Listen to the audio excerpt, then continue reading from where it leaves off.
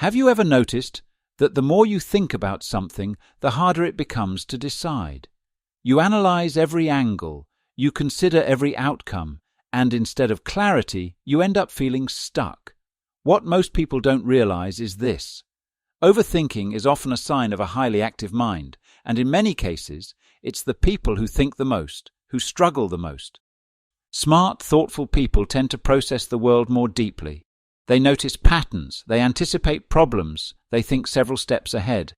At first, this seems like a strength, but it comes with a hidden cost, because the more possibilities you see, the harder it becomes to choose one. Instead of making decisions, the mind keeps analyzing, and that's where overthinking begins. Your brain is designed to find the best possible outcome, but when you have the ability to imagine many possibilities, your brain doesn't just see one path, it sees dozens. And each one raises new questions. What if this goes wrong? What if there's a better option? What if I miss something important? So instead of deciding, your mind keeps searching. Overthinking is not caused by lack of intelligence. It's caused by too many options. The brain becomes trapped between possibilities, trying to find the perfect answer. But perfection doesn't exist, and the longer the mind searches for it, the more stuck it becomes. What keeps overthinking going is the search for the perfect answer. The mind keeps believing that if it thinks a little longer, analyses a little deeper, or compares a few more possibilities, it will eventually arrive at certainty.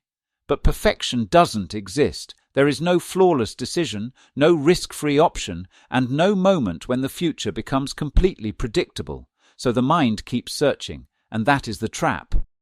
The key is not to think less. It's to think differently. Instead of asking, what is the perfect decision? Ask, what is a good enough decision I can act on? This shifts the mind from analysis to action. Give yourself a limit on time, a limit on options, a limit on thinking. For example, I will decide within 10 minutes, or I will choose between these two options. Constraints reduce mental noise, and clarity begins to emerge.